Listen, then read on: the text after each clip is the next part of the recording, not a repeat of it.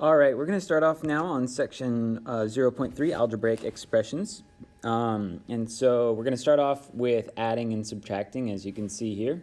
And so for adding, all we're going to do is combine like terms. So for, not trims, it's terms. So for the first one here, I'm going to do 2x to the third plus x to the third, and that gives me 3x to the third. And then I have negative 6x squared plus 5x squared will be negative x squared. So we're adding together the coefficients, but keeping the variable the same. Now 2x does not have a like term, so it's just going to stay as is. And then I got the positive 4 and the negative 7, which will combine to negative 3. All right. So that's my final answer there. There you go. All right, next one here. So for this one, we have a negative in front of one of the parentheses. So anytime there's anything in front of one of the parentheses or either of the parentheses, we want to make sure we distribute that in there. And so we'll go ahead and do that. We will just distribute that in there. And this will then become negative 2x to the third minus 5x squared plus 7. And so now kind of this old one is gone, and we were going to just combine like terms with the new one. So just like I did last time, we're going to start off here. We have positive x to the third and negative, now it's negative 2x to the third, and that'll be negative 1x to the third, which I'll just write as negative x to the third. And then we'll have negative 6x squared minus 5x squared will be negative 11x squared.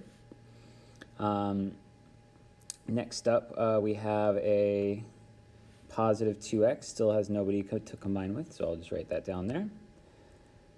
And then we have a positive 4 and a positive 7 is going to give me a positive 11, so that's going to be my answer right there. All right, next up we're going to get into multiplying. So for number 4 here, I just threw this one in here because I would assume that most if you were to multiply these together, first of all, you would use a calculator.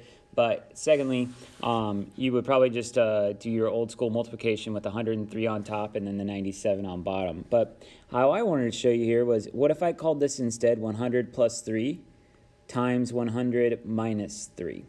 There's a reason I kind of broke it up that way that we're going to see in a minute here. But you can see that this is actually a little bit easier. This is we don't see that it's easier yet, but it is equivalent, right? So 100 plus 3 is 103. 100 minus 3 is 97. And so if I did this, what I'm going to do next is I'm actually going to do what we usually do with these and FOIL. So we're going to do first times first, which is a 1 with 4 zeros, so it's 10,000. Outer times outer will be negative 300. Inner times inner will be positive 300. And then last times last is negative 9.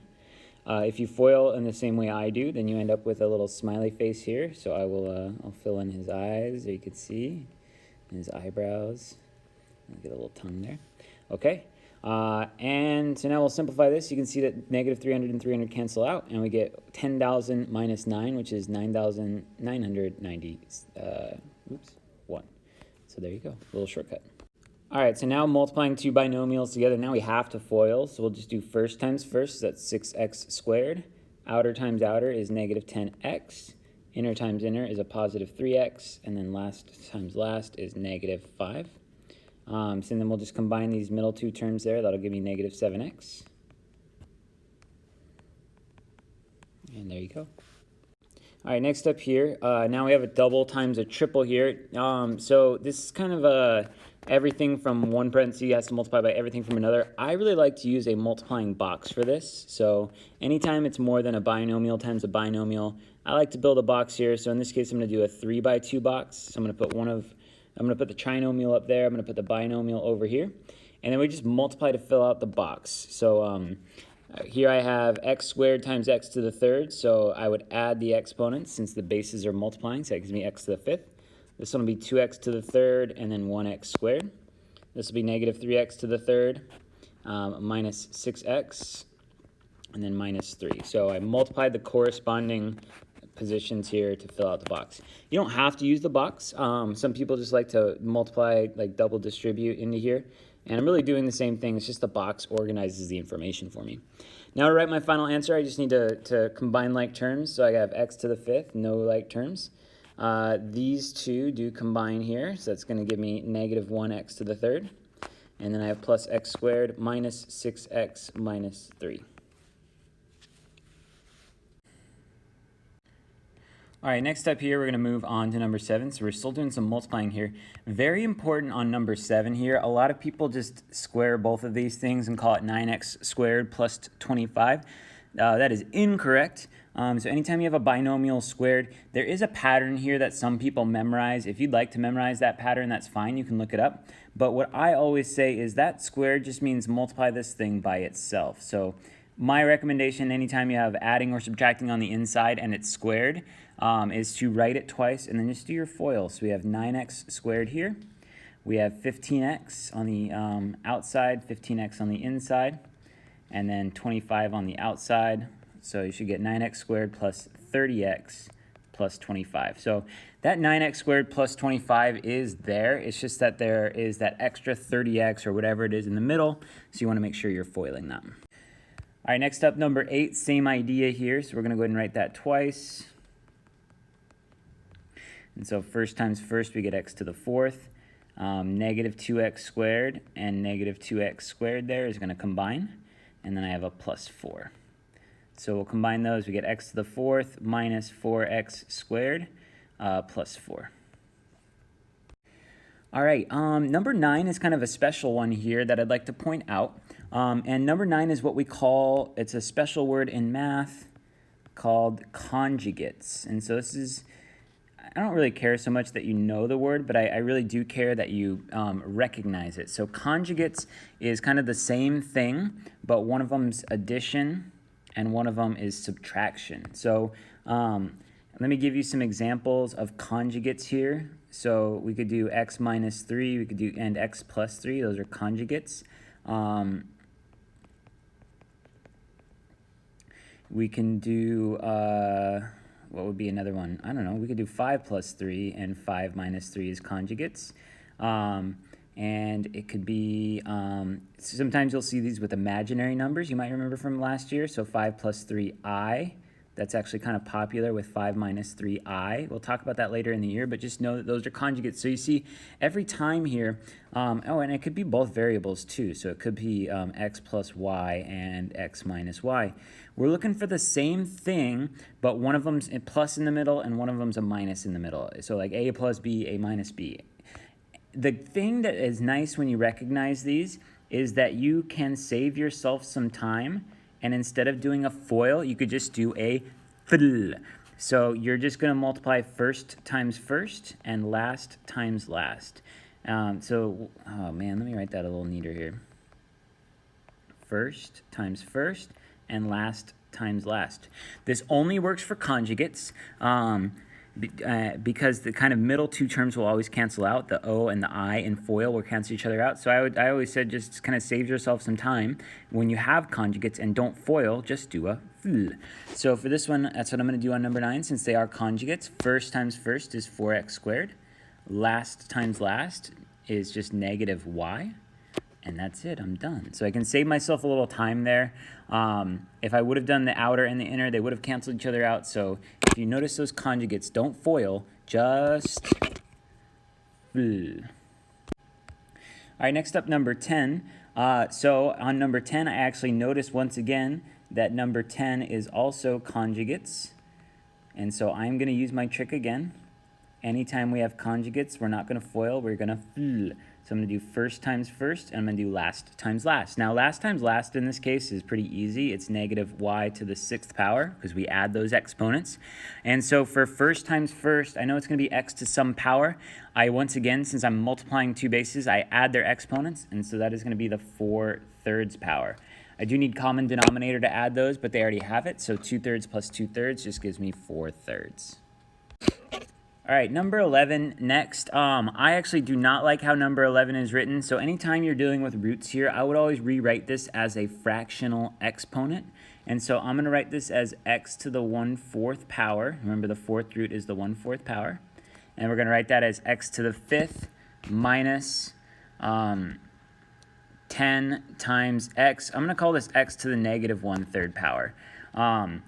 it's negative because it was on the bottom, so I'm kind of moving it up to the top now and making it negative. And then also it's 1/3 because it was the cube root. So now what I'm doing is I'm distributing in here. And so when I distribute in there, I'm adding the exponents. So I have to do 1/4 plus 5/1. Now I'm showing my work off to the side here because this is adding fractions and requires a common denominator. So I'm going to have to multiply this one by 4/4. So I get 1/4 plus 20/4. And so that's going to give me x to the power of 21/4.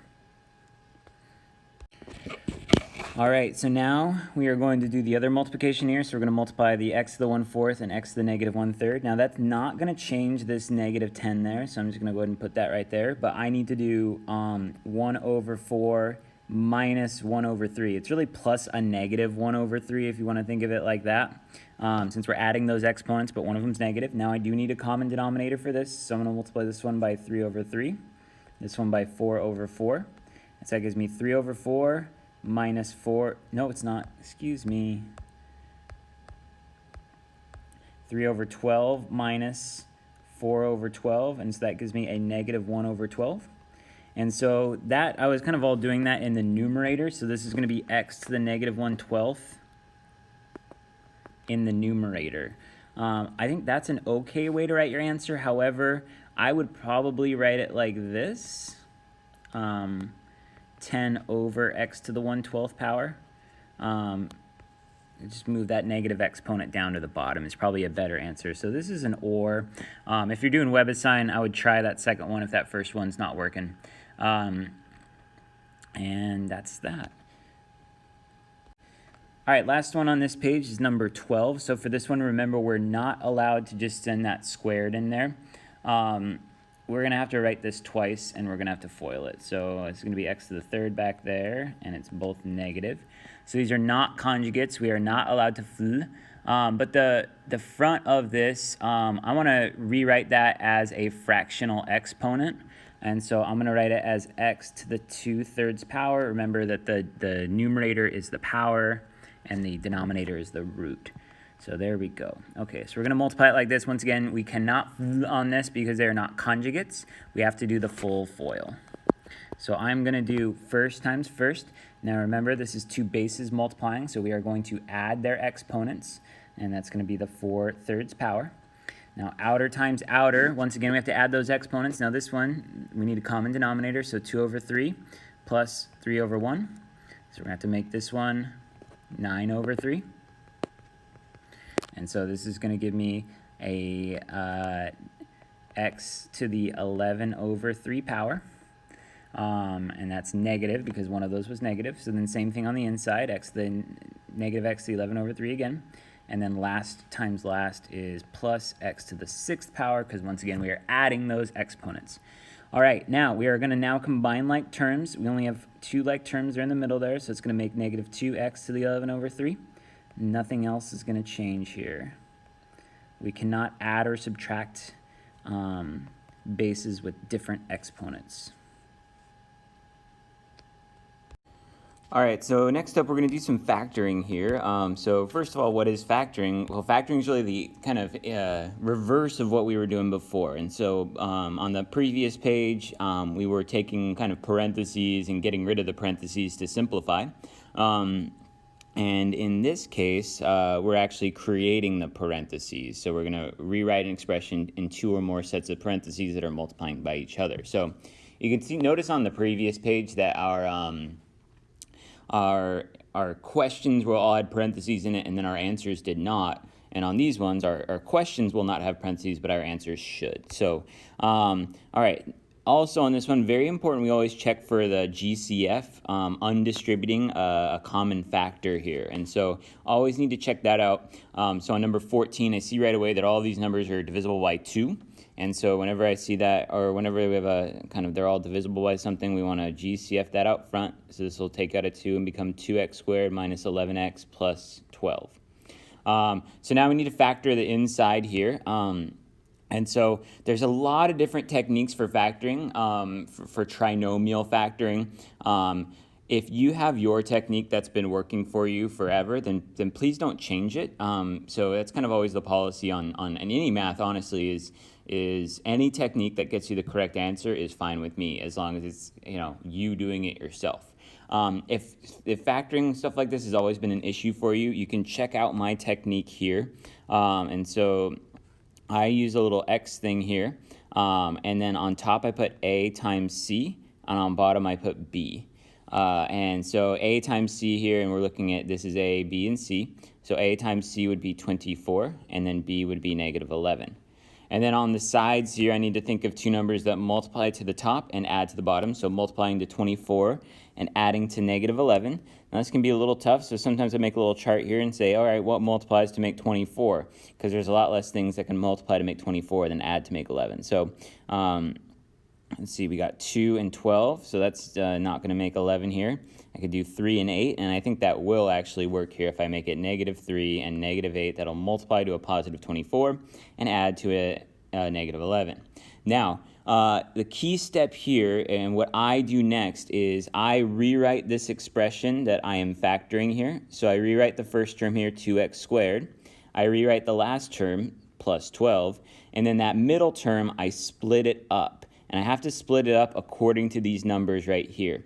The order on those numbers does not matter. I can put it as negative 3x minus 8x or negative 8x minus 3x. But I got to put both of those here in any order, and I'm going to put them with an x. And the reason I'm doing that is just, if you reference back here, I'm splitting up this middle term. So I can't split it up into negative 3 and negative 8. It's got to be negative 3x and negative 8x. If you kind of think about these would combine back up to negative 11x right there, okay? All right, so then next up, I use the grouping technique here. So we group together the first two terms and we group together the second two terms. There is kind of a plus in between those, and so I like to draw that sometimes, but I like to keep this negative sign with the 8 there, okay? All right, so now we think, what can we GCF out of this first group? And that is just x, and that leaves me with 2x minus 3 inside.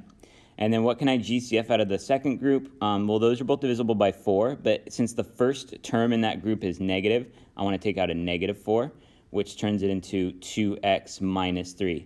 Anytime you take out a negative, it changes both of the signs there, so it comes positive 2x minus 3. You can always check this step if you distribute this negative 4 back in, so that would be negative 8x right there, and then positive 12x right there. If you get both of these things to be the same in your two parentheses there, that's good news, because that means this technique is working. And so we'll have x minus 4 and 2x minus 3 will be your parentheses. A lot of people think this 2x minus 3 is squared. It is not. I know that there's 2 here, but these two are not multiplying. They're really kind of subtracting each other. So those two combine to make 2x minus 3. You can always do a quick check here. If you FOIL, you should get back to our original expression. So we get 2x squared right there.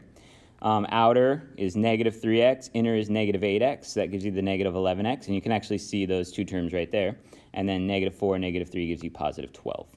Now there is one more thing here that I've kind of been leaving off, and that's that 2 that we had in front way back here. And so I was doing the inside factoring, but that is still there. And so I need to put that back, and the reason why is that all of this should multiply together to get this original question, the 4x squared minus 22x plus 24. And so we really need that 2 there. Otherwise, it would be this. Okay. One more thing here. I said that it's rewriting an expression in 2 or more sets of parentheses. So I would actually argue that this is 3 parentheses.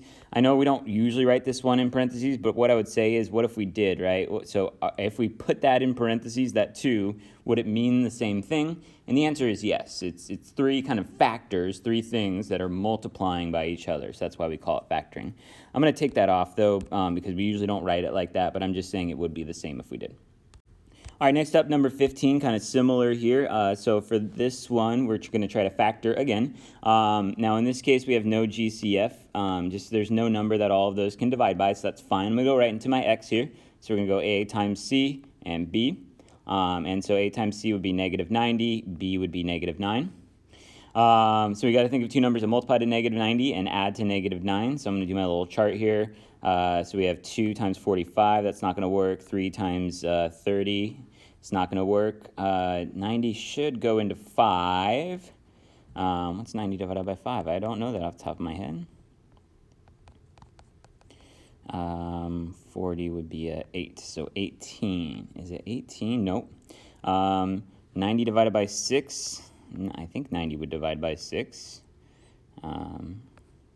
30, so 15. So 6 and 15, that's it. Okay, so we'll get the 15 here as a negative and the 6 there as a positive. All right, and so now I need to I need to rewrite this expression. And so I'm going to kind of bring down the 10x squared, and then we'll bring down the negative 9, and then we need to, not negative 9x, excuse me, negative 9. And then we're going to split up the middle term with the numbers from my x, and by my x, I mean this thing over here, not that girl Holly that I used to date. So we'll put it as plus 6x and minus 15x right there. Remember, if the order on these two is switched, that is okay. It does not matter. Your work may be different in the middle, but your final answer would be the same. Okay, so now I'll group them up. I'll do GCF out of the first group, so that's going to be 2x, and then I'll be left with 5x plus 3. The second group, the first term is negative, so I want to take out a negative number. Looks like those both divide by 3, and that's going to become positive 5x plus 3. Remember, you can always check that step by distributing this back in. So negative 15x is good. Negative 9 is right there. That's all good. And then we got our 2x minus 3 times 5x plus 3. And that is going to be our answer. If you want to check it, you can do a quick FOIL here, even in your head. So 2x times 5x is 10x squared. Outer is 6x, and inside is negative 15x. So negative 15x plus 6x will give you negative 9x. And then negative 3 times positive 3 will give you negative 9. So once again on those, I don't care if you use my technique, but if you have always struggled with these, I'd recommend my technique. But if you have a different technique that always works, please use that one. All right, next up here, we got some binomials here, some ones with two terms, and so let's go through these. So first of all, we still want to always check for GCF first, and so right away, I see on number 16, we do have a GCF. They're both even, so I know they can both divide by 2. And so I'm going to go ahead and divide those by 2. I don't see another GCF there. And so these right here are difference of perfect squares. So difference of perfect squares. So we can see that the what do you call them? The exponents are 2, so that's a good indication that they're squared. We also know that 9 and 64 are perfect squares, so that's a good indicator for this. So difference of perfect squares is probably a pattern you're more familiar with. You've been doing it since Algebra 1, actually. You make 2 parentheses, and you really kind of square root everything. So I'm going to go 3x here, and then 8y, you see how I took the square root of kind of everything, and then both of these are going to be the same in the difference of perfect squares. And then for the signs, you're going to have one positive and one negative. The order does not matter, and that is it. Now, what I wanted to point out here is that difference of perfect squares is actually kind of related to conjugates, okay? So when you factor difference of perfect squares, they should become conjugates, which I'm having trouble spelling here. Conjugates, okay. So you can see here we do have that conjugate relationship that we talked about on the previous page. We have 3x, 3x, 8y, 8y, and 1 plus and 1 minus. So if I was to expand this, I could so if I did my 3x times 3x is 9x squared, and then 8y times negative 8y is negative 64y squared. So it's the kind of, if you're given conjugates, you're going to, and it will become difference of perfect squares. And if you're given difference of perfect squares, you factor it, and it becomes conjugates with this special pattern. All right, next up, number 17. So this one, again, we have a GCF, so I'm definitely going to take that out first. And then what we have left inside here is definitely not difference of perfect squares, but rather it is perfect cubes, okay? So perfect cubes, we can actually do the sum or the difference of perfect cubes. We cannot do the sum of perfect squares, okay? we can only do the difference. But for perfect cubes, we can do either. Now, how do we know it's a perfect cube? Well, first of all, we got the third power there, so that's a good indicator. But also, you should probably know some numbers that are perfect cubes. So we got, and I would say 1 cubed is 1, obviously. 2 cubed is 8. 3 cubed is 27. 4 cubed is 64. And then 5 cubed is 125. I would just have these numbers over here then memorized as your perfect cubes. I usually don't see, any numbers that are bigger than that. Sometimes you'll see a 6 cubed, which, man, do I even know? I think it's 216, but it's rare. So I would say just these ones. All right, so perfect cubes, okay? How do we factor these? Well, it is not 3 parentheses. It is actually 2 parentheses. So it is I always say it's 1 small parenthesis and then 1 big parenthesis. And I'm going to leave the 2 out here. That's not going to change. But for the perfect cubes, it's 1 small and 1 big. It's a binomial and a trinomial. The first parentheses, the small one, I always just say you take away the cubes. So a cubed, if you take away the cubed, obviously just a. And then 8, if you take away the cubed, is 2. And so you kind of think of it like you're going that way on the perfect cubes chart there, okay? All right, now your second parentheses, you really build off of that first one that you built, and you're always going to be multiplying stuff. So the first spot here is the first term times itself, so a times a, which is a squared. The second term is the first term times the second term, so that's 2a. It's not 2 times the first term times the second term. A lot of people put that. You're thinking of a different pattern. So this one is just whatever the first term is times whatever the second term is. The last one is the last term times itself. So 2 times 2, which in this case is 4. And then lastly, we need the signs on here, the pluses and minuses. So for this, there's a little trick here. So it's called SOAP. So it is same, opposite, and then always positive. So because you can, and so I'll group those together. So because you can do these whether they're the sum or the difference, in this case it's the sum, it's a plus up here in the original question. So it's going to be same, opposite, and then always positive. So whatever it was here, the same is plus, the opposite of plus is minus, and then always positive, obviously always positive. And in Espanol, it would be el mismo, el opuesto, y siempre positivo. And if that spelled out jabón, we'd be in great shape, but unfortunately it does not. So we'll just use English there, we'll use soap. And so that's our final answer right there. All right, so now we'll take a look at number 18. There's no GCF there, but I noticed I got some of my special numbers here. So I got my 27, I got my 64, so I'm thinking it's perfect cubes here. And so I'm just gonna go ahead and jump right into my small parenthesis and my big parenthesis. And so my small one, if I move kind of that way, that's gonna be 3z. And then 64 will turn into 4. Now 64 is kind of a special number because it's a perfect square and a perfect cube, but since 27 is not a perfect square, we got to use perfect cubes here. Now this one here is going to be x squared, and the reason that is, if you kind of think about this one, is z times z will give you z to the third. 3 times 3 times 3 will give you 27. 4 times 4 times 4 will give you 64, so it's x squared times x squared times x squared will give you x to the 6th. All right, so now we'll use our little trick here to fill out the other one. So first thing times itself, now it's going to be 9z squared because it's the whole first thing times itself. Now first thing times second thing is going to be 12. Either x squared z or z times x squared. Either way, I kind of don't care about that order. And then lastly here, we'll have 4x squared times 4x squared will be 16x to the 4th.